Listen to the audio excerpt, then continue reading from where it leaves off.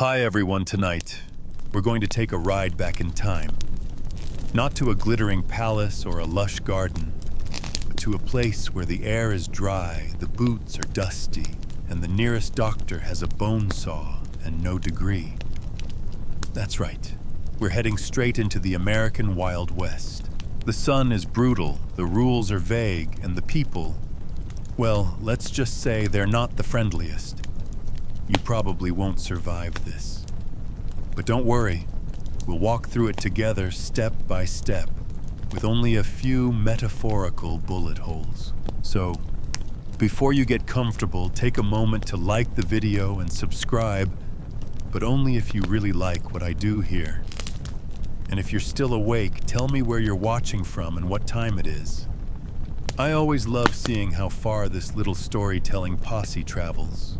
Now turn off the lights, maybe turn on the fan for some soothing noise, and let's get started on tonight's journey together. You step off the creaking wagon, and your boots hit the ground with a dry thump. Dust swirls around your ankles like it's waiting to make you cough. You look up and see the sign, "Welcome to Dead Mule Crossing." Or maybe it was Dry Bone Gulch. Honestly, the name doesn't matter. It smells like horse sweat and disappointment. The street isn't paved. It's a mix of gravel and regret. And the wind stirs up little cyclones that sting your eyes and paint your teeth with grit. There's a general store, a blacksmith, and a saloon that looks like it's been rebuilt after a bar fight. Every night for the past 30 years. You're not even fully in town when you notice the first problem: everyone is staring at you. Like everyone. A group of men leaning on a post, a woman sweeping dust off a porch like it's going to make a difference, and a kid holding a slingshot and aiming it just a little too close to your knees. You try to nod, maybe smile. One man spits chewing tobacco at your boots and mutters something that sounds like city slicker. You've officially been profiled. You shuffle toward the saloon because your throat is already dry from the wagon ride. You think maybe a sarsaparilla, maybe a beer, maybe something stronger. But before you get 3 steps in, a mangy dog limps across the road and lifts a leg right on your boot. Great start. And just so you know, you haven't even gotten to the dangerous part yet. A breeze kicks up and blows someone's laundry clean off the line. A pair of bloomers slaps across your face before drifting off toward the livery stable. You're pretty sure this town just hazed you. You reach for the door to the saloon, and it creaks open like the soundtrack of every bad western ever made. But instead of piano music and laughter, it's just silence, wooden floors, stale air, and about 9 sets of eyes turning to size you up like meat on a spit. A barkeep with a beard that starts under his eyes raises one eyebrow. You lost stranger. You want to say no, just visiting, but your throat is too dry, and your voice cracks like a chicken stepping on a banjo. The bartender's eyebrow doesn't move. Neither does the man playing poker with a sawed-off shotgun leaning on his chair. You finally manage a croak, water, someone chuckles. The bartender doesn't. 5 cents, he says. You blink. That's like $2 today. For water. You pay it because you're already dying inside. And he hands you a cloudy glass that smells vaguely like horse trough. Welcome to the West, where hydration is a luxury and trust is extinct. You take a cautious sip and immediately wish you hadn't. The water is warm with something floating in it that might have been a bug or a piece of last night's stew. Your stomach rumbles in protest, and not in a polite way. From behind you, someone slams a chair down. Instinctively, you flinch, but no one notices. This kind of thing happens every 10 minutes. You glance around and spot a wanted poster on the wall. The man in the sketch looks alarmingly like the guy 2 seats over. You decide not to make eye contact again. Outside, a bell rings from the jailhouse. You turn to see a deputy. He's either 14 or 90, it's hard to tell, dragging a handcuffed man through the dirt while yelling something about stolen eggs. Meanwhile, the chickens follow in protest. You take another sip of the questionably legal water and think to yourself, it's only been 10 minutes. How am I already exhausted? Well, here's something you might not know. Towns like this weren't actually built for people like you. They were built for survival. And by survival, I mean barely scraping by while hoping the local doctor doesn't treat snake bites with whiskey and prayer. Historians still debate whether most frontier towns were truly lawless or just underfunded. But either way, the result's the same, you're on your own. And don't even think about asking for directions. Maps are useless here. Half the roads were built by wandering cattle. The other half lead to abandoned mines, broken dreams, or a guy named Buck who really hates strangers. As the sun climbs higher and the air thickens, you feel sweat drip down your back.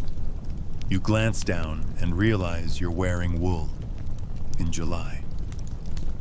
Because that's what everyone wore back then. It wasn't about comfort, it was about not dying from snake bites and cactus scratches, sort of. A man rides by on a horse and tips his hat. You start to wave back until you notice he's got a rifle strapped to his saddle and a raccoon tail hanging off his hat, like some kind of furry antenna.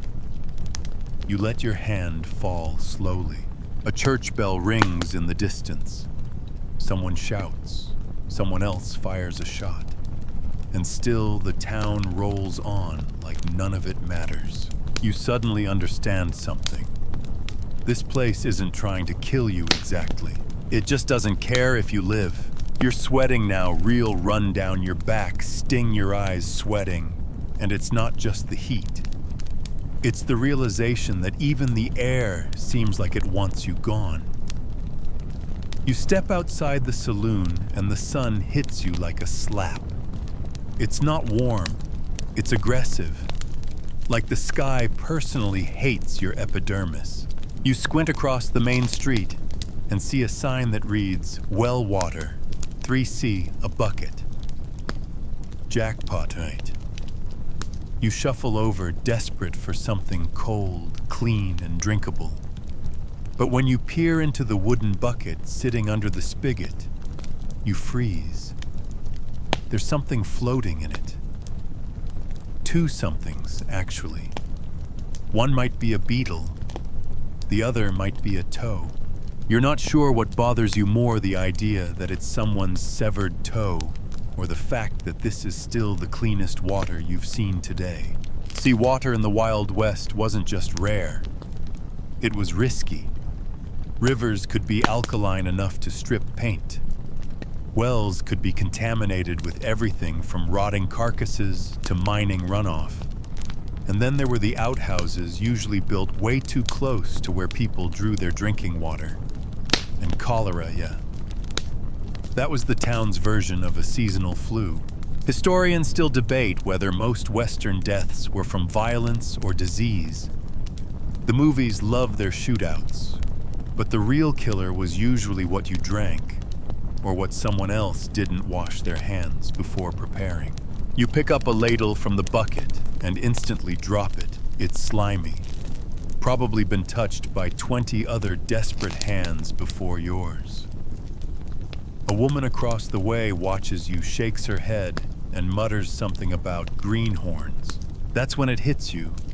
You're going to have to boil water if you want to live.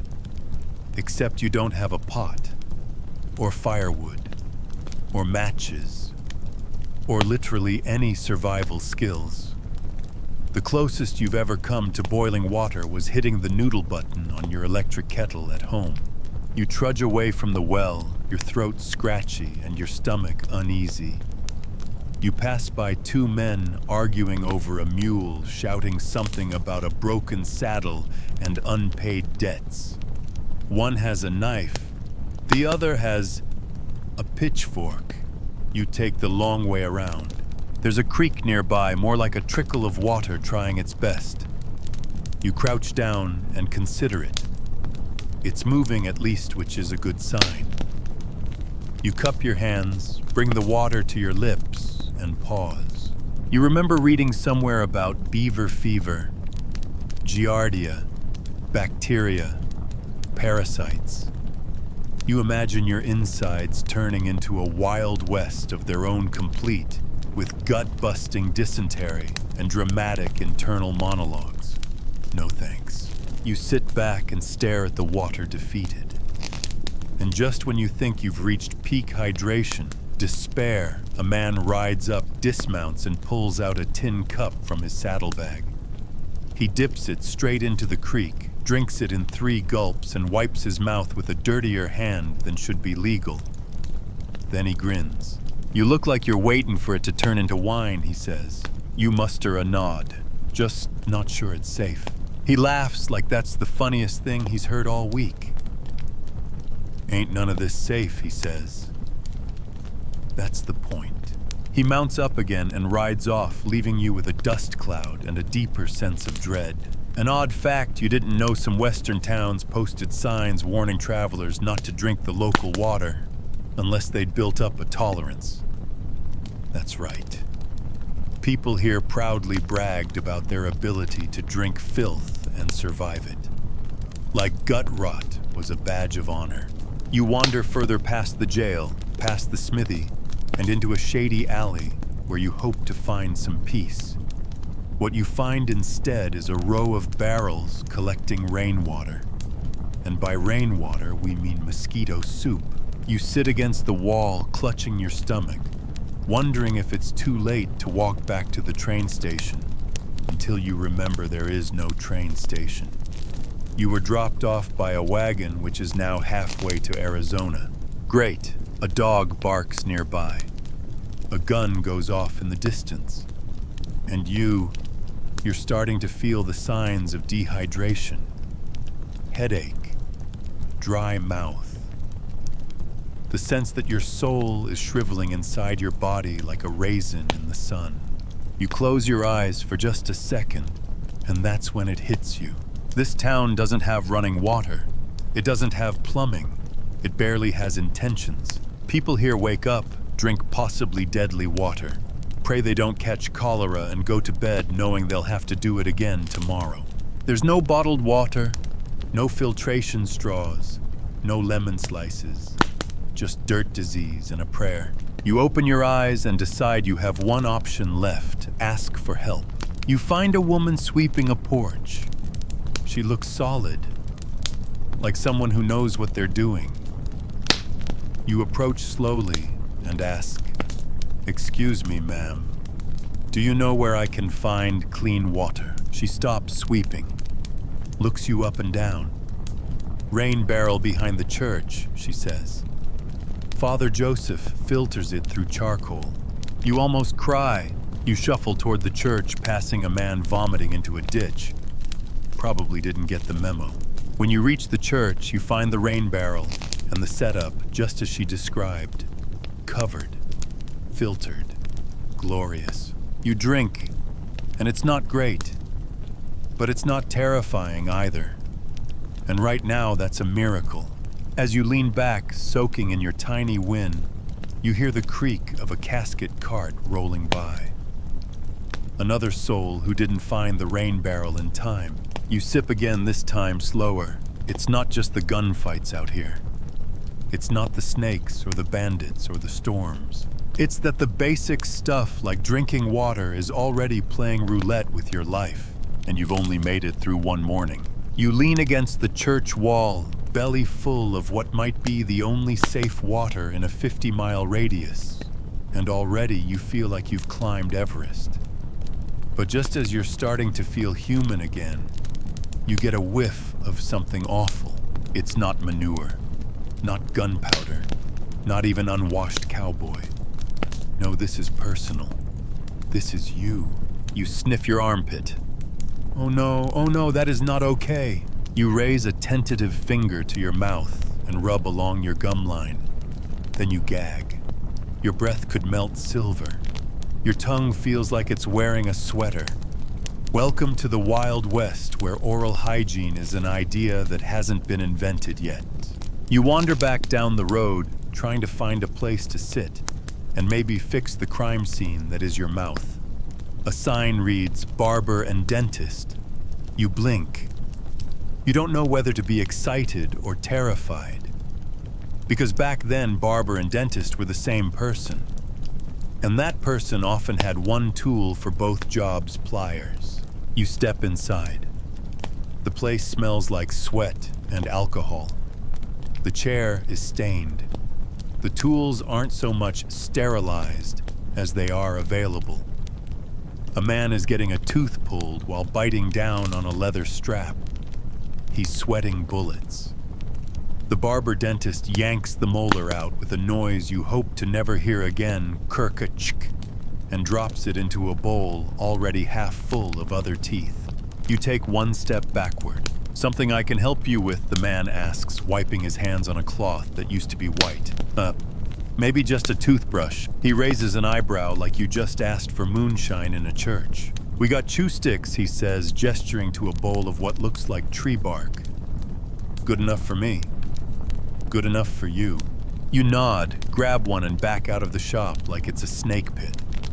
You sit on a bench and start chewing the end of the twig. It tastes like old furniture, but after a few minutes it starts to fray. You rub it along your teeth like he showed you trying to clean off the layers of wagon dust and regret. Odd fact, the average person in the 1800s didn't brush their teeth at all. Mouthwash might have been a shot of whiskey. Toothpaste, if it existed, was made of chalk charcoal or brace yourself ground up brick dust. And cavities, if it hurt, they yanked it. That was the treatment. That was the cure. You chew harder, trying to scrub the pain of that mental image out of your brain, but it doesn't help. Your gums already feel swollen. You run your tongue over your teeth and feel something loose. Is it wiggling? No. Oh no. You remember the dentist's bowl, the molars, the strap. You're not ready. Historians still debate just how common dental work really was on the frontier. But one thing's clear. Losing teeth was almost expected. By 30, most people had a smile that could scare cattle. You keep working. The chew stick. Ignoring the taste, ignoring the pain, trying to do anything to avoid ending up in that barber's chair. A horse trots past and snorts at you, like even it knows your oral hygiene is a lost cause. You look around for soap. Anything to clean your hands, your face. But soap wasn't a regular thing out here. People made their own, or they didn't. You wipe your hands on your shirt, which you now realize smells like bacon sweat, and 3 days of regret. You get up, decide to look for the bathhouse. There has to be a bathhouse, or at least a tin tub behind the saloon. You ask a kid playing marbles where you can find one. He squints up at you, picks his nose, and says, "You got $1. You blink. $1. That's what it costs. Unless you share. You don't even want to know what that means. You find the bathhouse more of a shack, really. The sign says, hot baths, $1.25. Cold, 56 hus. You go for cold. You step inside and the woman running it hands you a bar of soap so thin it's basically translucent, and a towel with someone else's name stitched into it. You enter the room and find a wooden tub already full of murky water. You stop. Was this used already?" She shrugs. "We change it once a week." You take a deep breath. You've smelled worse. Probably. Maybe. You peel off your clothes and sink in. It's cold, slimy, and kind of suspiciously bubbly. You wash anyway, because what choice do you have? Here's the thing, the Wild West didn't have plumbing. People might bathe once a week, once a month, once a season. Lice expected. Body odor inevitable. Baths. a luxury for people with money or horses who didn't roll in mud. You finish your bath, dry off with the damp towel, and realize you still feel grimy. Cleaner than before, but nowhere near clean. You step outside into the sun, steam rising off your skin, your hair dripping, your dignity left behind in the water. You pass a man on the road who tips his hat and sniffs. "You smell fancy," he says. You don't know whether that's a compliment or a warning. And just like that, your mouth is dry again. Your skin is hot again. The dust returns to your boots. And your chew stick. It broke in half somewhere along the way. You realize now being clean here is temporary, a privilege, a losing battle. And your teeth, well, start getting used to soup. You walk down the main road feeling a little less like a person and a little more like a sunburned baked potato. Your skin itches, your boots rub, your shirt is sticking to you in places that should remain unnamed. And the worst part, you dressed like a tourist in a spaghetti western. The wool pants are scratchy. The suspenders keep snapping. And the shirt, oh, the shirt is long-sleeved, thick, and already smells like a dying raccoon. You tug at the collar, wondering why anyone would choose to dress like this in the desert. And that's the thing, they didn't have much choice. The West wasn't about comfort. It was about survival. Clothes were often handed down, patched up, and made from whatever was available, usually wool or canvas. Why wool? Because it was durable, kept you warm at night, and protected you from sun bugs and the occasional rattlesnake bite. Also because cotton was expensive, linen was fragile, and air conditioning hadn't been invented. You stumble into the general store. It's dim, dusty, and smells like tobacco and gun oil. You scan the shelves for anything remotely breathable. What you find is less summer casual and more pioneer cosplay. There's a rack of shirts in various shades of sadness, brown, tan, maybe gray if you squint. Everything looks like it was worn by a scarecrow and then left in a barn. A man behind the counter peers over his spectacles. "Looking for something light?" he asks, amused. "Something that doesn't make me feel like I'm roasting in my own regret," you say, tugging at your sleeve. He chuckles and tosses you a cotton undershirt that feels like a wet napkin. "Best we got. Don't tear it crying." You slap it down on the counter and trade it for a few coins. As you slip it on under your shirt, the itchiness dials down to just mild torture. But the boots, oh, the boots. You might as well be walking in 2 leather buckets filled with nails. Every step grinds a new blister into your heel. You sit down and peel one off to assess the damage. Your sock is soaked in sweat. Your toes are rebelling.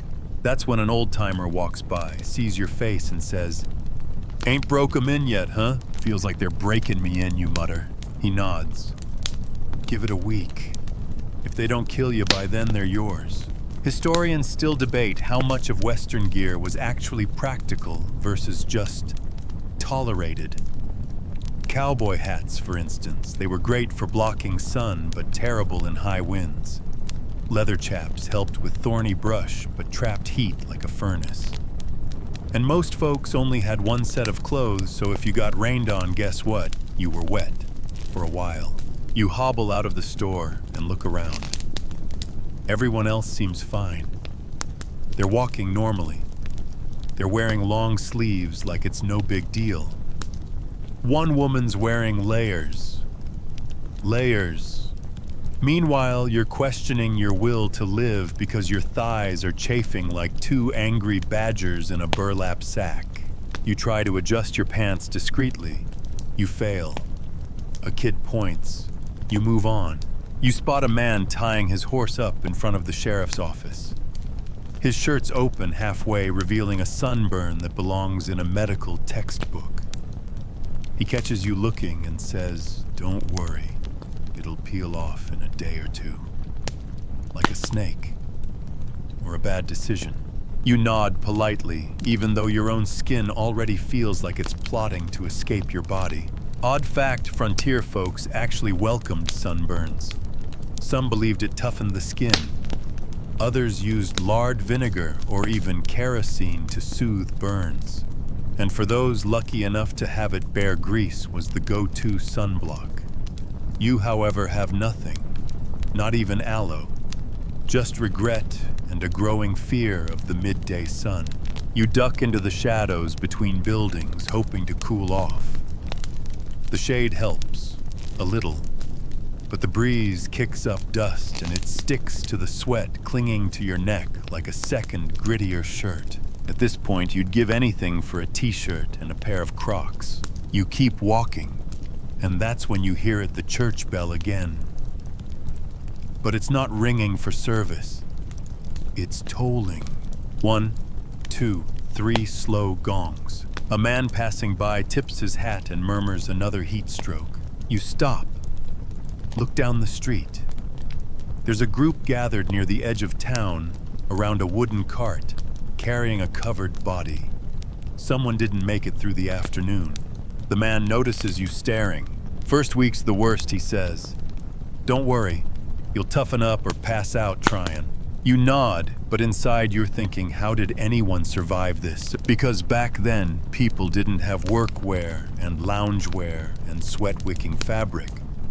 They had one shirt, one pair of trousers, maybe a coat if they were lucky. If it got torn, you patched it. If it got bloody, you rinsed it in the river and hoped nobody noticed.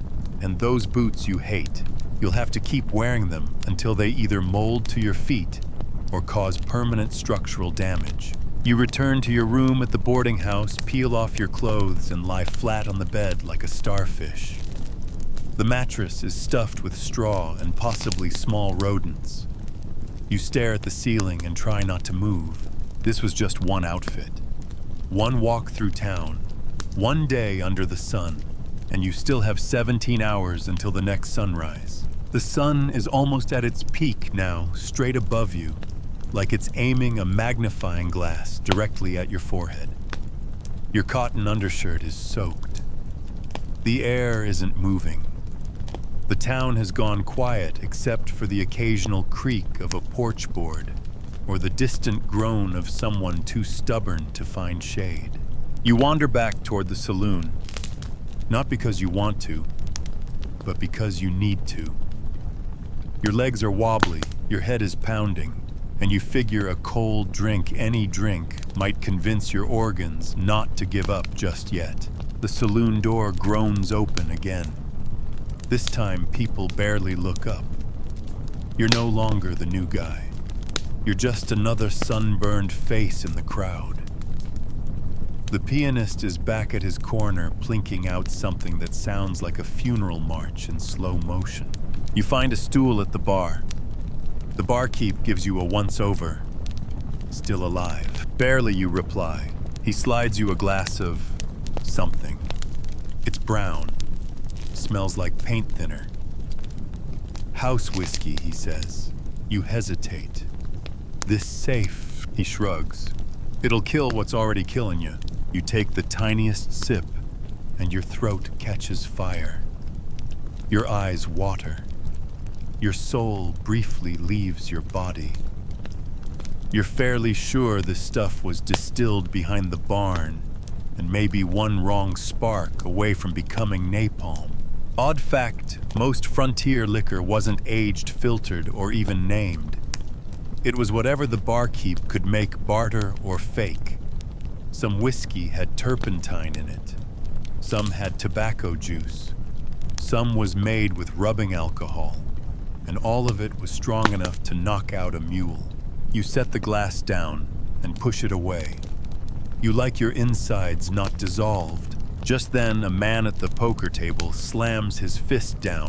Cards fly, chips scatter, and he stands up, pushing back his chair with the kind of drama that only ends in one way. "You cheatin' rat," he bellows. The room freezes. A second man rises, hands up. "Now hold on." Click. That's the sound of a revolver being cocked. Everyone ducks instinctively, except you. You just stand there like a mannequin, one hand still on your whiskey glass, too confused to be scared.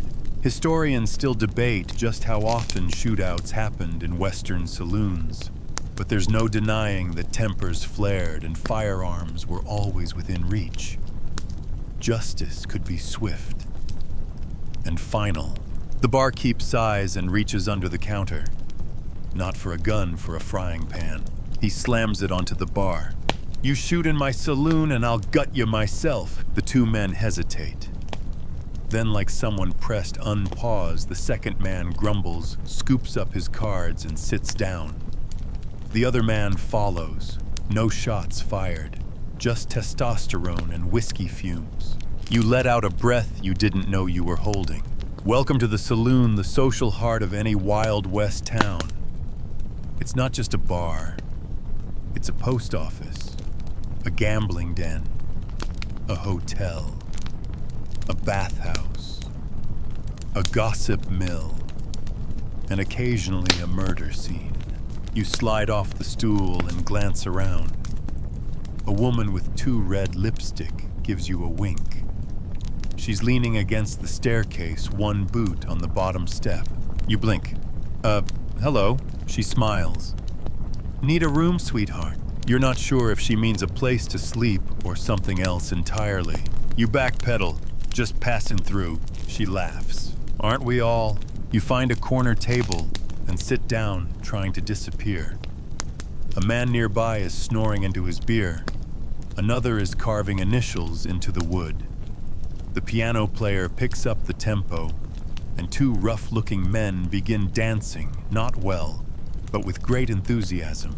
A dog trots through the saloon doors, does a circle under a table, and flops down with a huff. This place is chaos, but also weirdly comforting. It's the only place that has shade people and at least the illusion of order. And then the door bursts open. A man stumbles in, bleeding from his arm. Knock-kneed the dog. People barely flinch. A few glance up. The barkeep calls over his shoulder, "He's out fishing till dusk." You stare at the man. He's gripping his arm, red seeping through his shirt. "Someone help him." A woman shrugs. "If it is not bleeding bad, he'll make it." You watch as the man stumbles to a corner, wraps a bandana around the wound, and leans against the wall. No one moves. That's when it hits you out here. Pain is a regular guest, and help is optional. You try to distract yourself. You look around the room and find a worn-out poster on the wall. Salon rules. No guns at the table. No fighting unless supervised. Whiskey before noon must be paid in advance. Baths available out back. Don't ask about the soap. No spitting on the piano.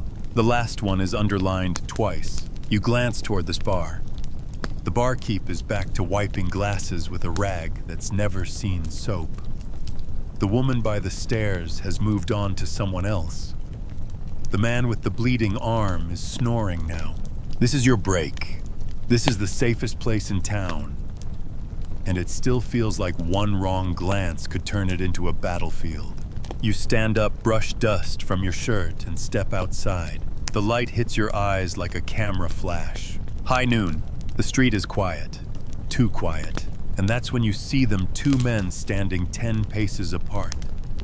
Hands twitching. Eyes locked. One spits.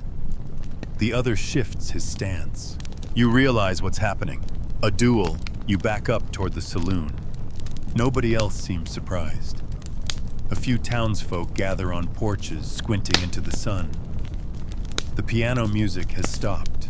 The silence is heavy. Bang! It's over in a flash. One man crumples, the other holsters his weapon and walks away. No sheriff, no trial. No one even checks if the man's alive. You just saw someone die. And no one seems to care. You're still frozen there when a voice behind you says, "Don't worry, they'll bury him before supper. Wouldn't want the flies getting him first."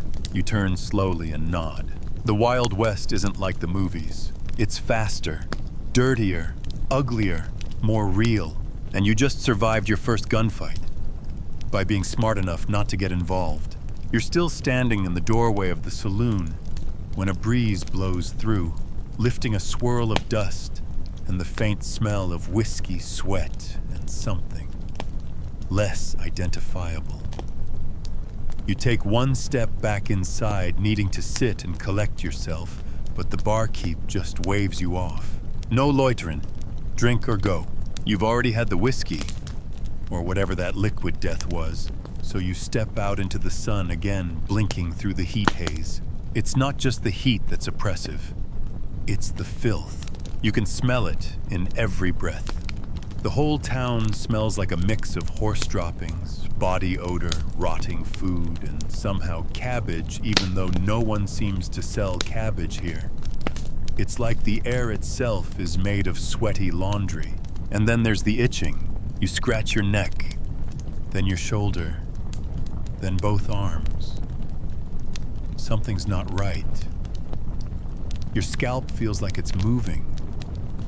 You panic a little, scratch harder.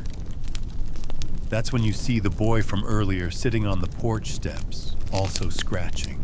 Lice, he asks, like he's offering you a stick of gum. You freeze. What? Yeah, everyone's got 'em. You back away. Everyone. He nods. Head lice, body lice, bed bugs if you're lucky. Mites if you ain't. Mama says it means we're seasoned. You feel like throwing up. The boy smiles a gap-toothed grin and goes back to scratching his scalp with a fork. You stumble away, brushing at your clothes like that'll help. You find a water trough and dunk your head in. The water's warm, possibly shared by a few horses. You don't care. You stay submerged until your lungs scream. You come up gasping and dripping. A rancher leans on a fence nearby. That won't do nothing but make 'em slippery, he says. Great. Historians still debate whether lice infestations were a minor annoyance or a major health issue. But personal journals from the time mention itching constantly.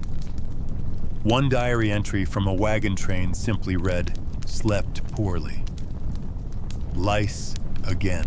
You stagger toward the boarding house, desperate for privacy. But there's no such thing here. Your room is the size of a closet, and the mattress smells faintly like chicken soup and foot. You strip off your shirt and find red welts. You don't know what bit you could have been a flea, a spider, or just the emotional consequences of wearing the same clothes for 3 days. You remember the soap sliver from the bathhouse and scrub yourself in the water basin until your skin burns. The lice probably laughed. You try to sleep, but the scratching won't stop. Every rustle of the straw mattress makes your skin crawl. You feel like something's moving through your hair. Something is moving through your hair. You snap up and spend the next hour picking through your scalp with a broken comb and shaking your shirt out the window. And that's when you meet your new roommates. A rat runs across the floor like it owns the place. You jump. It doesn't. It disappears behind the dresser, but not before making full eye contact like, yes, I live here too. You stare at the gap and slowly reach for your boots. Thud! Something falls from the ceiling. You look up. A snake skin dangles from the rafters. Old, shed, but still. A snake was here. Or maybe still is. Odd fact. Many Western towns were built quickly, with little attention to detail. That meant gaps in walls, cracks in floors, and holes in ceilings. Perfect homes for vermin.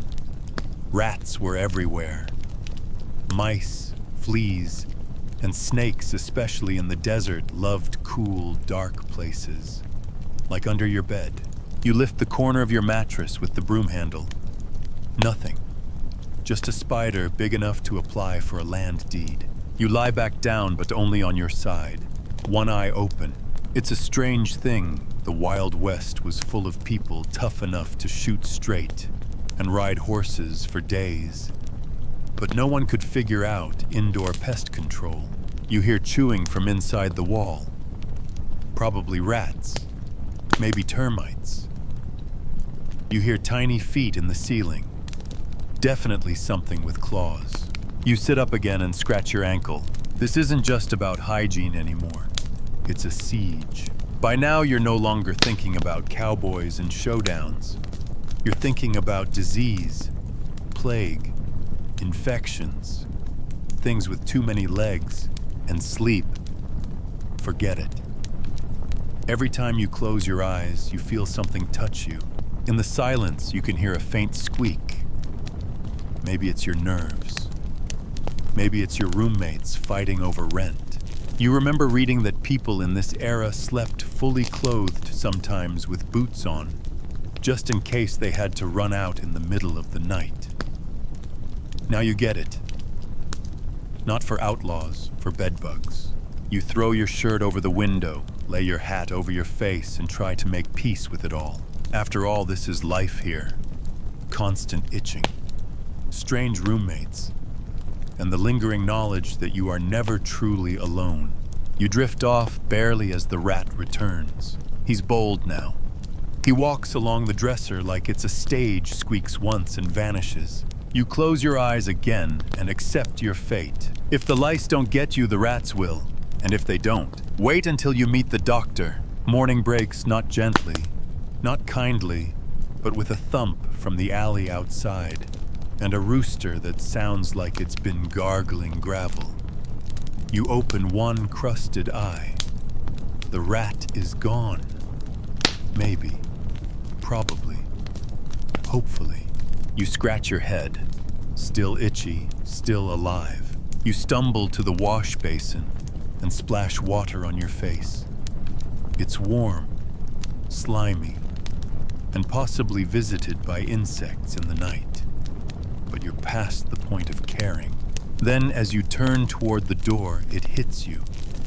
A sharp pain in your side. Deep, burning, pulsing. You lift your shirt and wince. The spot is red, swollen, probably a bite. Or maybe just your immune system tapping out. You need a doctor. You shuffle out of the boarding house and across the street, every step making your side throb. The building with the crooked sign that reads Physician and Surgeon and Tooth Puller is leaning slightly to the left. Kind of like how you're walking now. Inside it smells like old sweat whiskey and despair. A man in a blood-stained apron looks up from a wooden table that could double as an execution rack. You sick or just soft? He asks, not looking too concerned either way. You lift your shirt and gesture to the swelling. This hurts. He squints at it. Spider bite, maybe. Or infected splinter. Or bad pork. He pulls a bottle from a shelf and pours a generous amount onto a rag. The smell hits you like a train alcohol. Pure. Strong. Probably stolen from the saloon. Hold still, he says. And before you can protest, he presses the soaked rag to your skin. It feels like your side just got kicked by a horse and set on fire. You howl. He doesn't even flinch.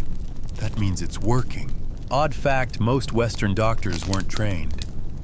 Some learned by apprenticeship. Some claimed they learned on the trail. Others just started calling themselves doctors one day. There were no licenses, no regulations. Just confidence and a few tools they picked up along the way. You look over at the table. There's a bone saw, a jar of leeches, a pair of rusty tongs, a rag that looks like it's been used more times than your chew stick. Do you sterilize that stuff? He grunts. I rinse him. Rinse with what? Whiskey, or sometimes creek water. You consider dying as a valid alternative. He grabs a tin of something that looks like mashed up tree bark and slathers it on your wound. That'll draw it out. Draw what out? He shrugs. Whatever shouldn't be in there. Historians still debate how effective frontier medicine actually was. Some treatments were based on real herbal remedies. Others were just superstition or wild guesses. Snake oil salesmen weren't just a joke, they were a real problem. traveling hucksters sold tonics for everything from baldness to bullet wounds. Most of it was alcohol or opium. You sit still, trying not to breathe, while he wraps your torso with what might be yesterday's dish towel. There. Don't poke it, don't soak it. Come back if you start seeing double or speak in Latin. You pause. That could happen. He shrugs again. Ain't seen it in weeks. You stand slowly, your body creaking like a porch swing. He hands you a bottle. Drink if the pain gets bad. You squint at the label. This is for horses. It works. You nod, because arguing feels dangerous here. As you limp out, a man stumbles past you, holding his arm and screaming, "Bullet doc." I took a bullet. The doctor sighs like it's his lunch break already. Chair or floor. Just get it out. The doc grabs the saw. You keep walking. You find a bench in the shade, sit down and examine your bandage. Already starting to stain. The smell's not great. You take a tiny sip of the horse medicine. It tastes like fear and licorice, and something else. Could be pine. Could be regret. You tilt your head back and sigh. In the Wild West, getting sick wasn't a maybe. It was a when. Infections from cuts. Fevers from bad water. Lung rot from dust. One misplaced toe near a snake nest, and suddenly you're in the hands of a guy who thinks bloodletting cures migraines. They didn't have antibiotics, no vaccines, no Tylenol. You got pain and prayers, and not always in that order. You look at your hands, filthy, shaking slightly. Your head feels light. Probably the medicine, possibly blood loss. You're halfway through planning your own funeral when a shadow falls across your lap. It's the boy with the fork again. You gonna die? You blink. Not today. He nods. That's good. I already saw one guy die this morning. He fell in the well. Seriously? Yep. Sheriff said it was natural causes.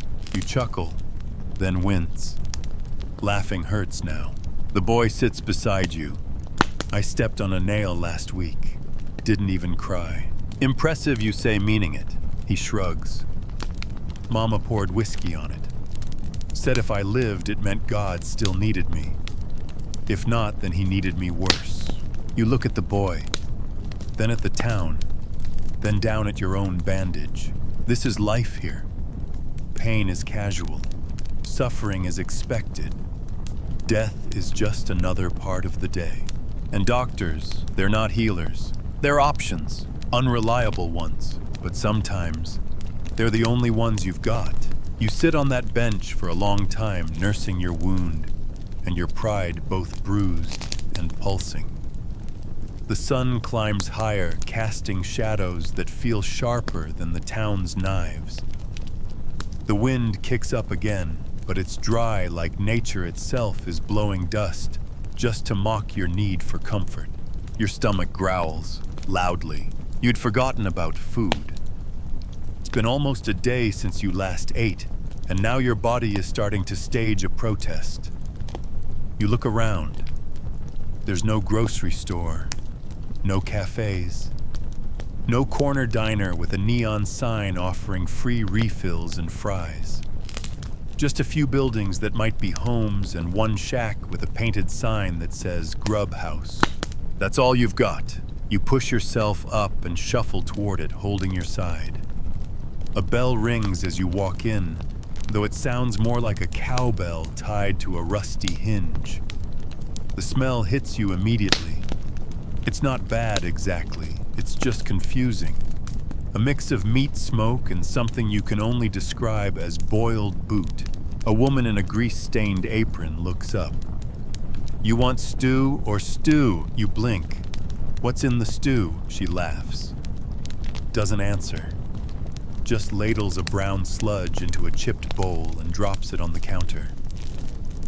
A hunk of what might be bread follows, tough, grayish, and possibly older than you.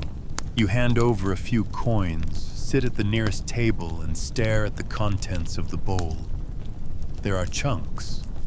You pray they're vegetables. or at least something that used to moo.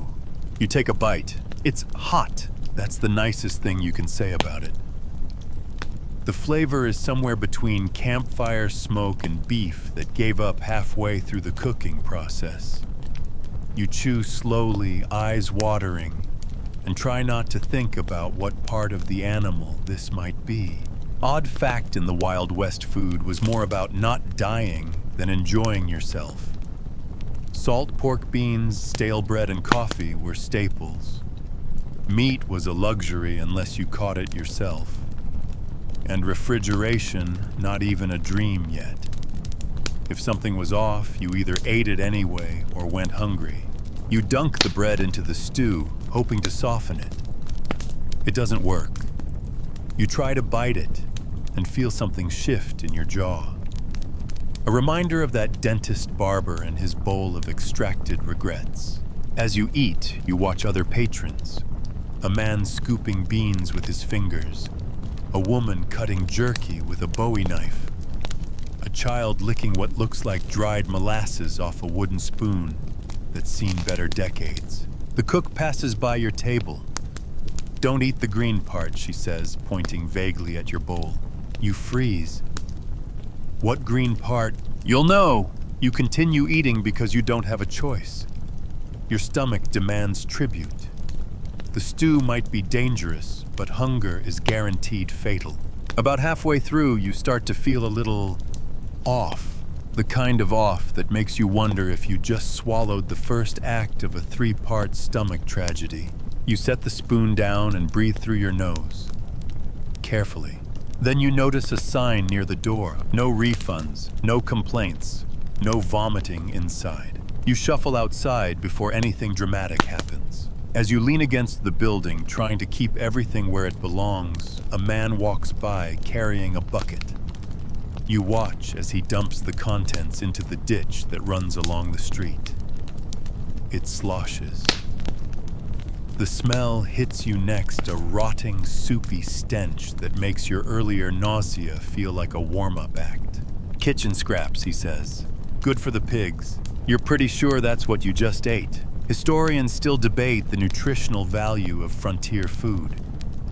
Some argue it was protein-heavy and ruggedly sufficient. Others say malnutrition was common scurvy rickets, and plain old food poisoning all made the rounds. You clutch your side and try to breathe. Maybe it's the bite. Maybe it's the stew. Maybe it's the horrifying realization that this is the best meal you're going to get today. You try to walk it off. Head down an alley where a group of men are sitting around a fire roasting something on a stick. You squint. "Rabbit," you ask, hopefully. One man grins. "Maybe." You don't want to know what maybe means. They offer you a piece. You decline. Your stomach is not interested in part 2 of this adventure. You make your way back to the boarding house, passing a man vomiting in the street. He waves at you like it's just part of the daily routine. Maybe it is. You finally reach your room. Collapse onto your bed. Close your eyes and pray not to get rich, not to go home, just to make it through the next few hours without revisiting that stew in reverse. The sun sets. The town quiets. Your stomach grumbles again. Is that a good sign? Bad sign, no sign. You don't know anymore. You lie still, because in the Wild West, food isn't comfort. It's combat, and you're just hoping you survive the night without needing the doctor again. The next morning greets you with a bloated stomach, a pounding head, and a vague but persistent fear that you may have eaten raccoon stew and lived to regret it. You sit up slowly, half expecting your insides to protest violently, but no explosion. Just a low, queasy groan from deep within. You'll call that a win. Outside, the street's already busy. Wagons rattle by. Horses stomp and snort. Somewhere a hammer pounds on steel, probably the blacksmith doing something violently practical like shoeing a mule or fixing an iron lung. and then someone screams. You lurch to your feet, sway, and peer out the window. A man is being carried more like dragged down the street by two others, his leg bleeding heavily, pant leg shredded and soaked. You already know where he's going. You follow at a distance, stomach flipping, as you pass the same saloon where you once pretended to be a customer and not an emotional hostage. The wounded man is hauled into the same shack you visited just a day ago. The one with the sign that promises medicine and delivers nightmares. You hesitate at the door, then peek inside. The doc's already working, shirt sleeves rolled up, hands stained red, teeth clenched around a stub of unlit cigar. The wounded man is moaning on the table. The leg looks bad. Real bad.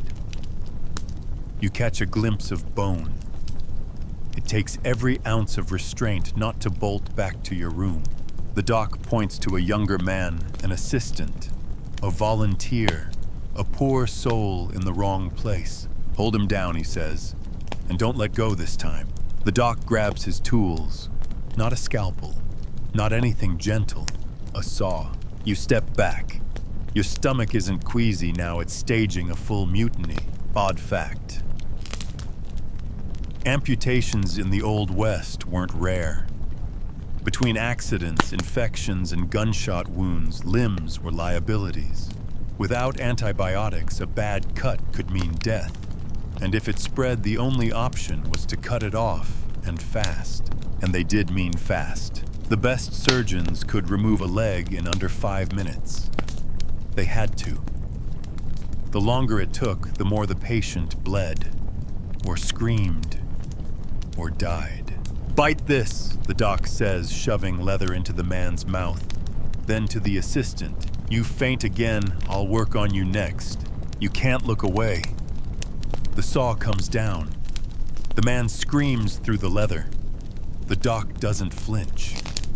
The sound is awful, wet, gritty, and somehow final. You stagger out the door and lean against the wall, shaking. A grizzled older man nearby watches you unimpressed. First time, you nod, gasping. Wait till you see a childbirth, he says. Then wanders off completely unfazed. You sit there for a long time, letting the air cool your face. The doc eventually steps out, wiping sweat from his brow. He lights the cigar and sits on the step beside you. He'll live, he says, assuming he don't get gangrene. Do you get a lot of those? He exhales smoke. Lost 5 last month, 2 to snakebite, 1 to a bear, 2 to each other. You blink, each other. He grins. Poker game. Got ugly. Historians still debate just how often frontier doctors actually helped, more than they harmed. Some were heroes, innovative, fearless, ahead of their time. Others were butchers with a badge. And with no real regulation, it was often impossible to tell which was which until it was too late. You glance back inside the shack. Blood everywhere. Tools scattered. A pile of rags that look more brown than white. Don't suppose you got, antibiotics, you ask. The doc chuckles. I got whiskey and prayers and a bottle labeled magic elixir I use when I need folks to shut up. You nod slowly. Solid. He takes another puff, then eyes your side. How's the bite? You peel back the bandage. He squints. Could be worse. Keep it clean. How? He shrugs. Don't roll in dirt. Avoid rats. Pray hard. You manage a grim smile. Sounds like a plan. He stands up, stretches his back till it cracks, and heads back inside, already muttering about needing more rags. You walk away careful with every step head down, trying to unhear everything you just witnessed. And then something catches your eye. A wagon coming down the road. Bumpy. Covered. Inside, a woman moans long and low. A midwife shouts instructions to someone inside. You freeze. No, not again. The wagon rolls past. The groans grow louder. A man running alongside keeps repeating, "Hold on, darlin', hold on." Another sound cuts through the street, a newborn's cry. Then the wagon pulls behind the church. You're not following this time. You've learned your limits. You sit back down on a barrel outside the saloon, face pale, legs weak. This world doesn't stop, doesn't pause, doesn't ask how you feel about pain. It cuts, it bleeds, it burns. And if you're lucky, it heals, mostly. Out here, medicine isn't healing, it's damage control, and it's rarely gentle. You sit on that barrel for a long time staring at the dirt. It's caked into every crack in the street, every seam of your boots, and you suspect every pore of your body. You look up occasionally, watch a horse trot by, watch someone spit on the ground, watch a kid chase a chicken like it owes him money. You need to get out of town for a bit. Everyone does sometimes. You figure a walk might help your stomach settle and your brain unscramble from the amputation flashbacks.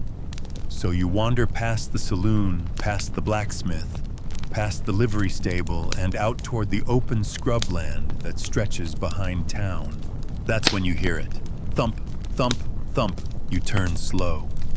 It's the sound of hooves. Not just one horse, several. You glance back toward town. No one seems to be reacting. Yet. Then a man gallops into view, wild-eyed and red-faced. He yells, "Run," and barrels past you like he's late for the end of the world. You freeze, and then you see them. 5 riders, bandanas over their faces, dust rising behind them, like the storm of every bad decision you've ever made. They're armed, pistols, rifles. One of them even has a lasso which feels unnecessarily theatrical. You turn to run, heart slamming in your chest, but you're on foot.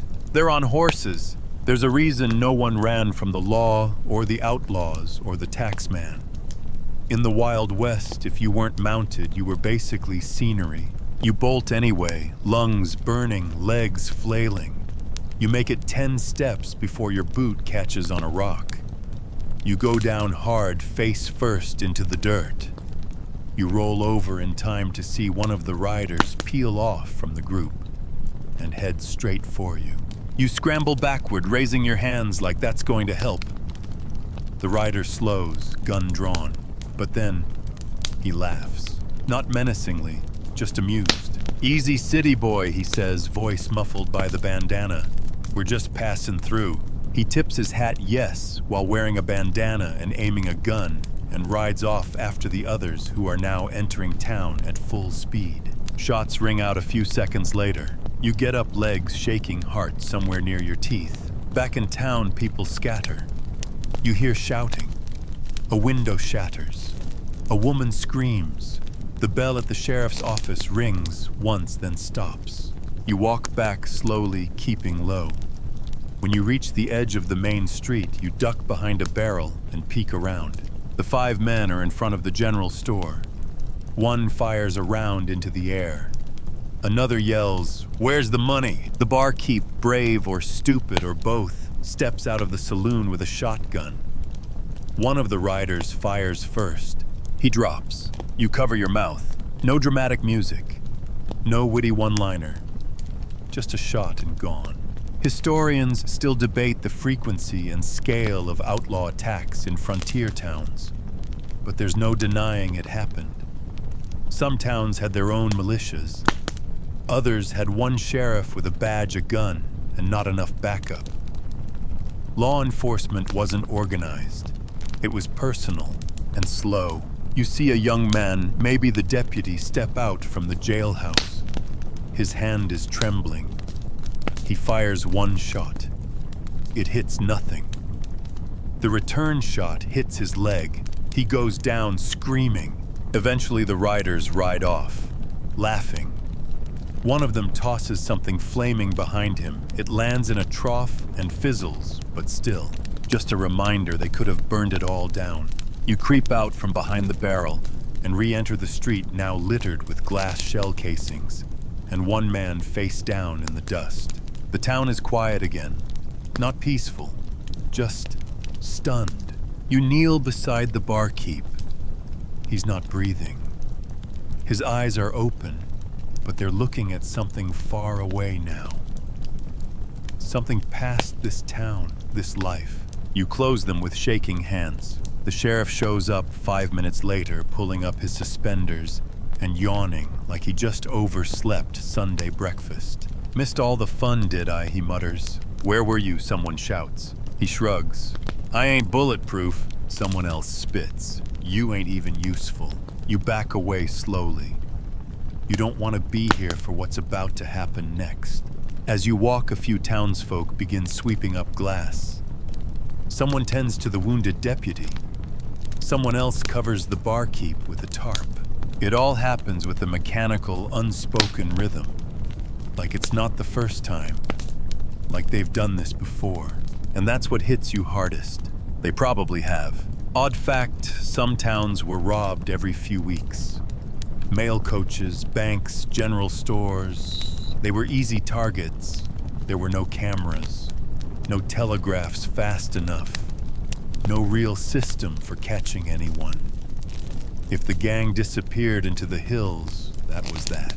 And horses were speed, power, and dominance. If you had one, you had an escape route. If you didn't, you had a funeral. You finally make it back to your room. You sit on the bed, stare at your boots, your dust-covered hands, and the streak of blood drying on your sleeve.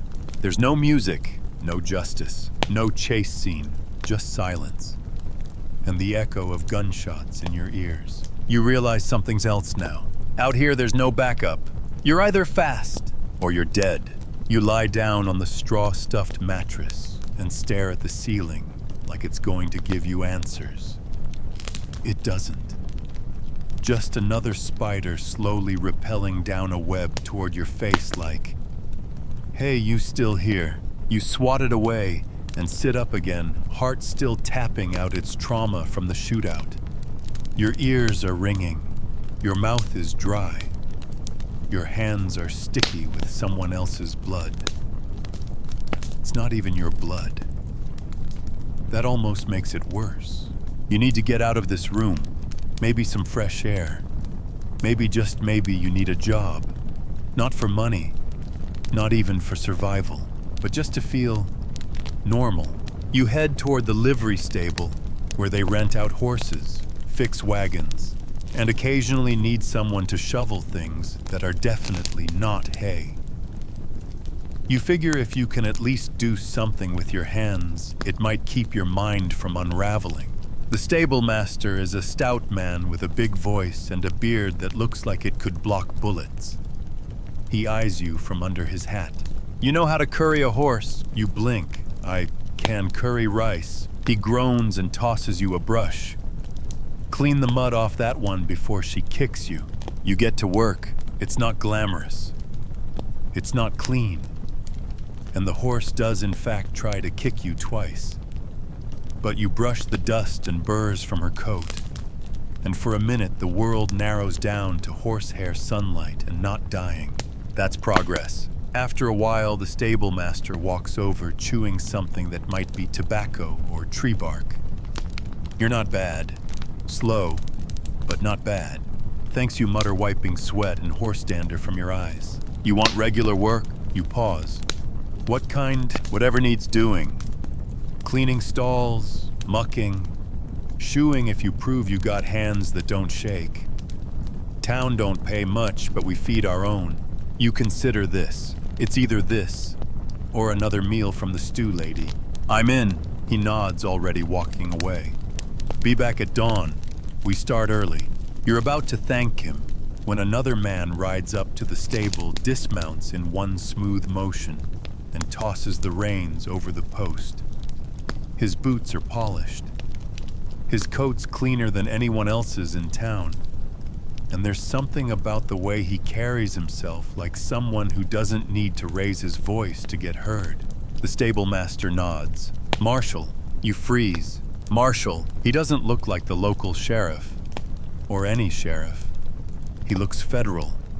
Or at least more serious than the guy who hid during the robbery. The marshal's eyes sweep the stable and land on you. You knew. You nod. Just trying to stay out of trouble. He snorts. That'll be hard here. He turns to the stable master. You've seen the McGraw gang. The stable master shakes his head. Rode through fast yesterday. Took the saloon man with him. You flinch. They kidnapped him. The marshal's jaw tightens. They're moving faster now. Bolder. Next time it won't just be bullets. They'll take wagons, cattle, women. You feel sick again. The marshal glances at you. You got a horse. You shake your head. I'm just cleaning. He looks you up and down. Better get one. Then he turns and walks off toward town. Odd fact, marshals were the closest thing to organized law out here, especially once territories started formalizing. They had authority, but only as much as their guns' grit and reputation allowed. Most worked alone or with a small posse. Backup could be days away. You finish brushing the horse quieter now. The idea of needing a horse just to survive, just to escape, fight, or follow starts to dig into your mind. You've never ridden one. Not really. A pony ride at a carnival does not count. But here, it's the difference between power and prey. You walk around the stable eyeing the horses. One snorts at you, another shows you its teeth. A young boy nearby, maybe 10 years old, laughs. That one don't like strangers. Do any of them. He shrugs. You gotta earn it. You watch him throw a saddle onto a wiry brown mare. He moves with ease like he was born in the saddle. You feel every second of your suburban upbringing in your shoulders. What's your name, you ask? Cal, he says. You tell him. He nods. You ever ridden? You hesitate. Not really. He grins, missing a few teeth. You're gonna fall off. Probably more than once. You sigh. Great. He leads the mare toward the paddock. Come on, I'll show you. You look back towards the town, toward the dirt and the blood and the boarded-up saloon. Then you follow. Because in the Wild West, if you can't run, ride, or shoot, you're not surviving. You're waiting, and you're tired of waiting. You follow Cal out to the paddock, your legs wobbling slightly from the last few days of dehydration, stew trauma, and emotional whiplash. The fence is rickety, but the horse he's leading looks solid, brown coat, sharp eyes, a muscle twitch in her flank, like she's waiting for an excuse to bolt. Cal climbs up onto a rail, adjusts the saddle, and looks at you like a teacher waiting for a very unpromising student. Name's Betsy, he says, patting the mare's side. She don't like loud talk and sudden moves or being told what to do by anyone who smells like soup. You check your armpit discreetly. Still soup. He pats the saddle. Get up here. You hesitate. What if she throws me? Cal shrugs. You get up again, or she steps on you. Depends how she's feeling. You swallow and grab the horn of the saddle, throw a leg over awkwardly, and land on Betsy like someone trying to mount a bar stool during an earthquake. She huffs. You grip the horn with white knuckles. Good, Cal says. Now stay there. Forever. He laughs. You wish. The ride doesn't start. It lurches. Betsy takes one big step, and you nearly go flying. Your thighs are already screaming. The saddle feels like it was carved out of concrete. The reins are confusing. And your posture, it's a perfect blend of panic and shame. But you don't fall. Cal walks beside you, nodding approval. You're better than the preacher was. He lasted 4 seconds. You hold on as Betsy trots in a circle, trying not to scream every time she turns. You're bouncing, jostling. Everything hurts. Muscles you didn't know you had are trying to escape your body. Cal calls out tips. Don't lean back. Don't fight the motion. Don't look scared. I am scared. Don't say it out loud. She'll hear. Odd fact, horses were more than transportation. In the Old West, they were life. They moved freight cattle, families, and fighters. A good horse could be the difference between freedom and death. They cost more than most people earned in a month. Losing one could mean being stranded in the wilderness or worse. You ride for what feels like a lifetime, which in reality is about 8 minutes. Cal calls you back in. Not bad. You slide off Betsy like a sack of wet potatoes and collapse against the fence. Is the ground supposed to tilt? Cal just grins. You'll get used to it. You're not so sure. Back at the stable, the marshal's horse is still tied up. The man himself stands nearby speaking with the sheriff, who somehow looks even less helpful than before. They're talking low serious. You catch a few words riders 40 miles east, Stockpile Town next. You know what they're talking about. The McGraw gang. You inch closer. The marshal notices and nods at you. You ride yet? You nod. Barely. You're learning. That's good. He pulls a worn map from his saddlebag, traces a line with his finger. They're moving in a circle. Hitting soft towns. No cavalry, no rail, no telegraph. You ask, is ours a soft town? The marshal looks up. Depends who's left standing. He folds the map. You should leave if you can. Most folks don't stay long once bullets start flying. But if you are gonna stay, he nods toward the stable. Get real familiar with that horse. And then he walks off, spurs clicking in the dirt, coat fluttering behind him like a warning. You look back at Betsy. She flicks her tail and munches hay unbothered. You feel anything but unbothered. Later that evening, Cal finds you cleaning the saddle you borrowed. He hands you a biscuit wrapped in cloth, hot crumbly, and not made from despair. You eat it like it's a last meal. You gonna help fight if they come back? He asks. You hesitate. I don't even know how to aim a gun. He shrugs. Neither did my pa. He learned. How? Someone shot at him first. You stare into the firelight. The sounds of town have dimmed. No piano, no arguing. Just the low buzz of conversation and horses settling in for the night. You think about leaving. You think about staying. You think about dying in a gunfight over a town you barely know, and somehow it all seems fair. Because out here, you don't get to choose your perfect moment. You don't wait until you're ready. You survive, or you don't. You reach out, stroke Betsy's mane. She lets you. That's progress. One day you might even ride her straight. But tonight you just sit beside her. Because in the Wild West, trust takes time. And every second might be your last. You wake up before the sun. Not because you're eager. Because the stable floor is cold. Your shoulder hurts from using a saddlebag as a pillow.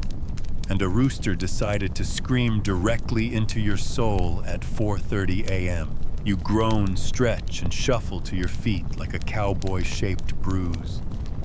Every joint pops. Your spine crackles like a campfire. But somehow you're still alive. You step outside the sky, just beginning to bleed pink at the edges, and take in a breath of crisp, dry morning air.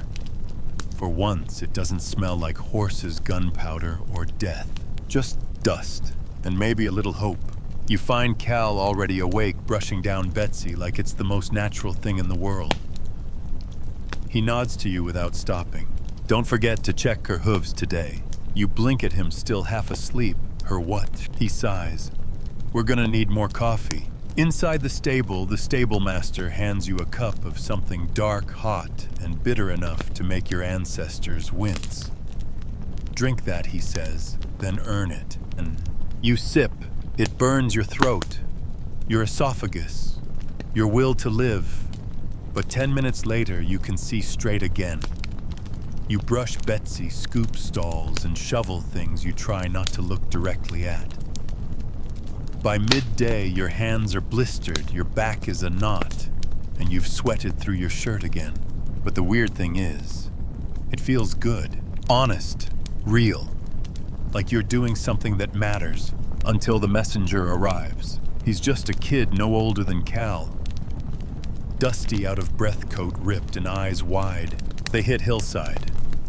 That's all he says before collapsing off his horse. People rush to him. You rush too, unsure whether to help or just to be near someone who might know what's coming. The marshal appears within minutes, reading the message the boy carried scribbled on paper, barely legible, soaked in sweat and maybe blood. He says 3 words that silence the whole street. They're headed here, and just like that, the illusion cracks. No more pretending you're just visiting.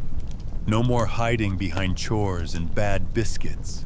The McGraw gang is coming, and you're still not ready. You sit down hard on the bench outside the stable, heart thudding in your ears. Cal joins you chewing on a piece of jerky like this is just another Tuesday. You look sick, he says. You nod. I feel worse. He offers you the jerky. You shake your head. I don't have a gun, you say. Cal shrugs. Lots of folks don't. I don't know how to shoot. He nods again. Then you'll learn. That seems to be the mantra out here, then you'll learn. Bleeding, learn to stop it. Starving, learn to trap rabbits. Someone riding in to rob you, learn to stand your ground. But today the air feels heavier. Even the sky seems lower.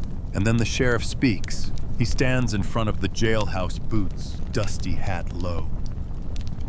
We're not evacuating, he says. We're not hiding. They want our town, they'll have to fight for it. You almost laugh. Your town, you've been here, 3 days? But the strange thing is, he's not wrong. You don't want to run, not anymore. The townspeople spring into action. The blacksmith starts making spikes to scatter in the road. The stable master moves horses inside. The general store locks up supplies. Someone boards up windows. Even the preacher is melting candle wax onto bullets for luck. You follow Cal to the back of the livery stable. There, under a tarp, is a small crate. He opens it. Guns. Bold, heavy, some rusted, some not. Most probably illegal in 3 states you've never been to. Pick one, he says. You hesitate. He pulls out a Winchester rifle, cocks it, and hands it to you. It kicks. Don't let go. You grip it. It feels wrong. Too heavy. Too serious. Too final. He shows you how to hold it. How to shoulder it. How to brace. Shoot like this, he says, aiming at a knot in a fence post. You try. Miss by 2 feet. The recoil punches your shoulder. He doesn't laugh. He just reloads. Again. You fire. Hit the ground this time. Closer. Your hands are shaking, but something in your stomach has gone cold and steady. It's not bravery. It's necessity. Odd fact, most people in the Wild West didn't carry guns every day. Many weren't trained. When violence came, they had to learn on the job, and sometimes that job lasted less than a minute. You fire again. Hit the post. Cal grins. Told you. You nod, shoulders sore. What now? He shrugs. We wait. And so you do. That night, the town is quiet again. Not from sleep, but from readiness. People sleep behind barrels, on rooftops, in alleyways with loaded rifles and clenched jaws. You sit beside Cal rifle, across your knees, eyes on the horizon. Betsy stands nearby, saddle ready. Somewhere out there, the McGraw gang is riding hard. Dust rising behind them like a storm.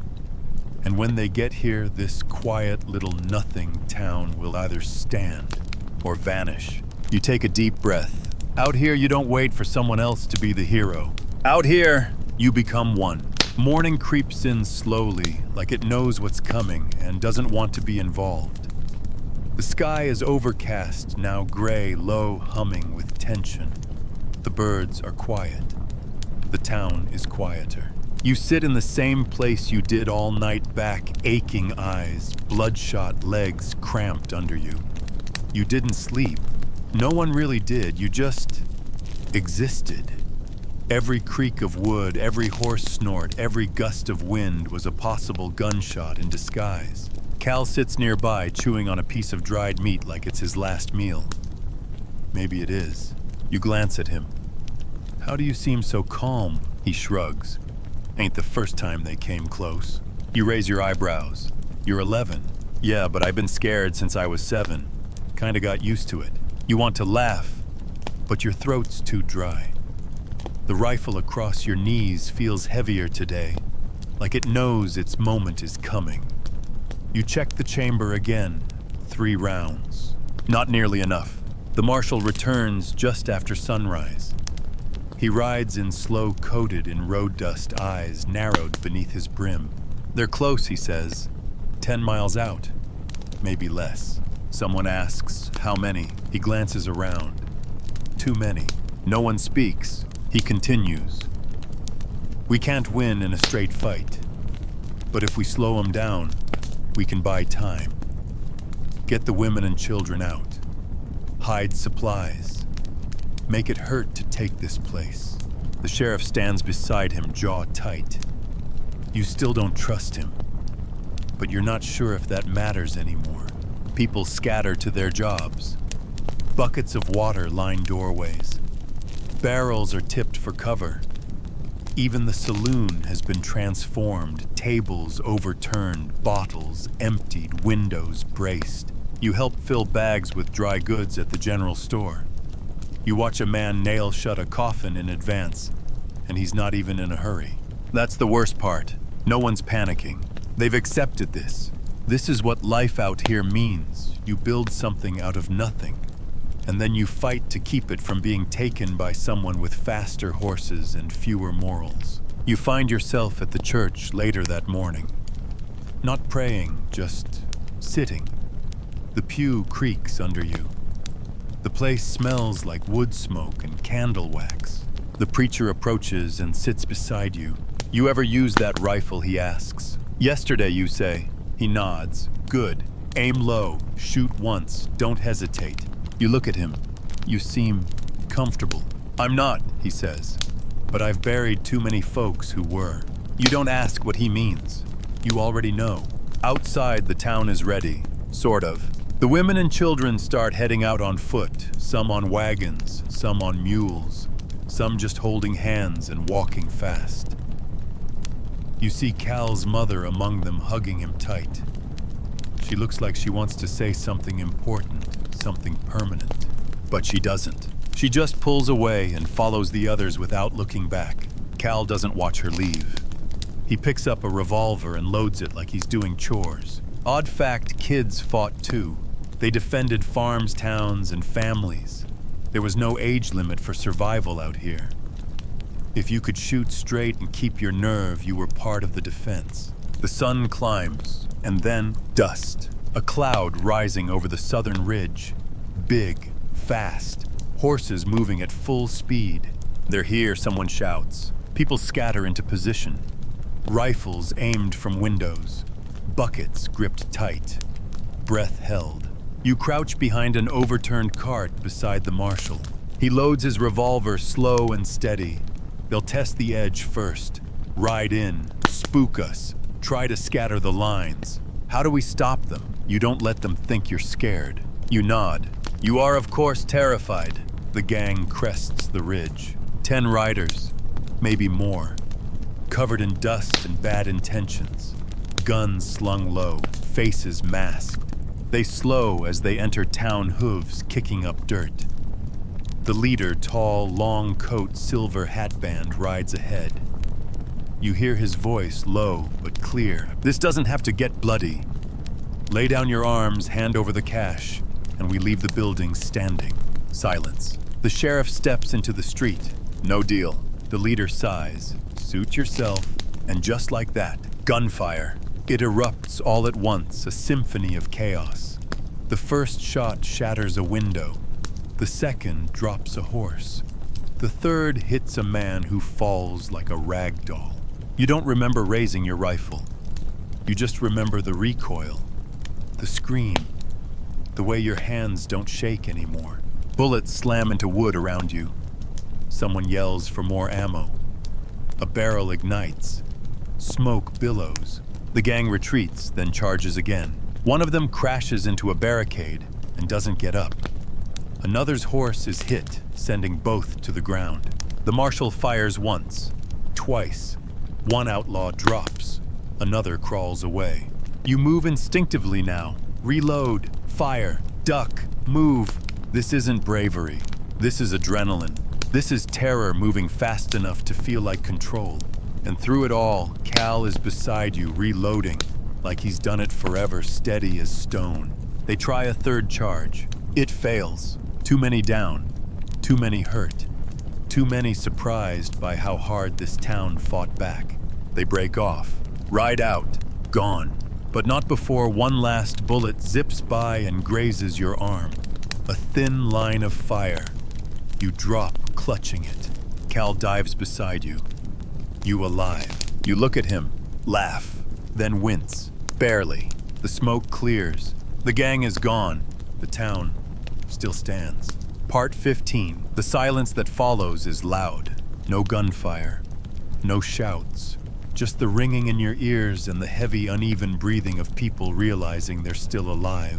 You sit up slowly, your arm pulsing with pain.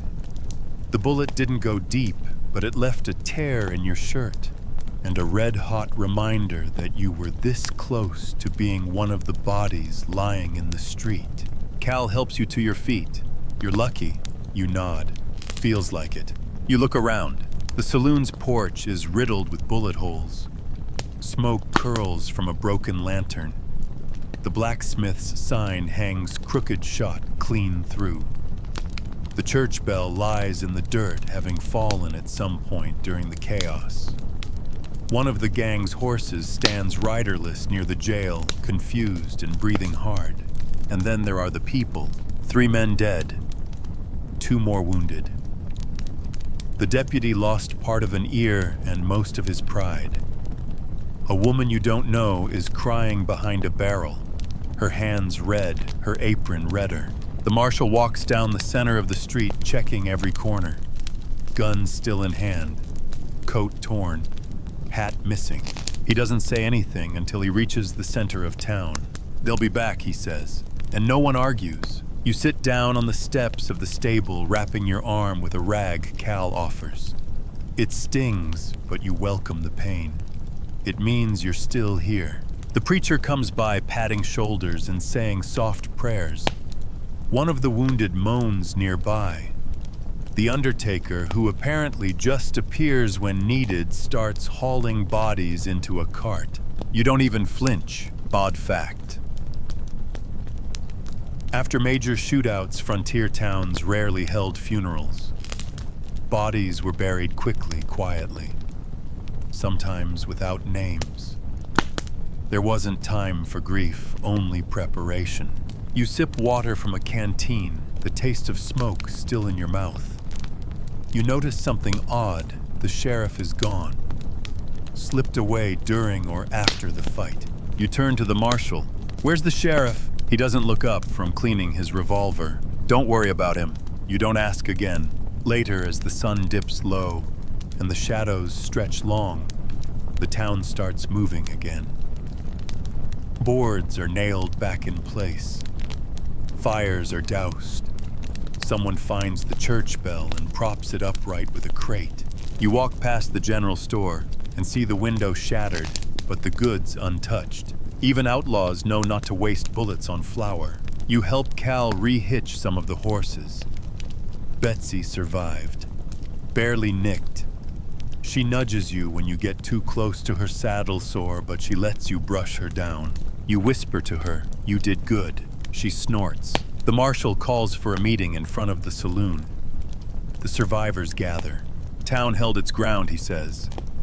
They won't hit us like that again. But they'll try something worse. Maybe fire.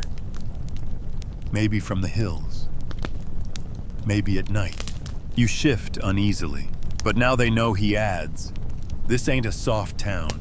You glance at Cal. You're part of that now. This place, the dust, the rot, the chaos, you belong to it in some small, terrible way. As people break off into smaller conversations, a woman walks up to you. Mid-30s, tired eyes, a pistol in her apron. "You helped save my brother," she says. You don't know who her brother is, but you nod. She squeezes your good arm gently. "Thank you." You blink. That's the first kind thing anyone said to you since you arrived. Later, you're back at the boarding house. The room's darker than usual. The spiders returned. You don't care. You lie on the bed, arm-wrapped boots still on. Too tired to undress. Too wired to sleep. your mind replays everything. The charge, the shots, the way your body moved when it mattered, and that single terrifying realization, you can't go back. Not just geographically, though the next coach out of here might not come for days. No, you can't go back to who you were before. The person who complained about stew, about bugs, about horses and boots and bad water. That person is gone. Out here, survival has shaved you down to the core. And what's left? It might not be pretty, but it's real. Historians still debate how often towns successfully defended themselves against gangs. Some say most folded. Some say they banded together like families under siege. But in every case, the people who stayed behind were changed. So are you. The air tonight is heavy with smoke and silence, but something else too. Respect. The town doesn't hate you anymore. They know your name. They saw you stand. You reach down, pull the blanket over your chest, and exhale slowly. It's not over, but for now you rest. You earned it. Word count 199. After section 15, add a 300-word summary, see below, and end with end of script. Good night.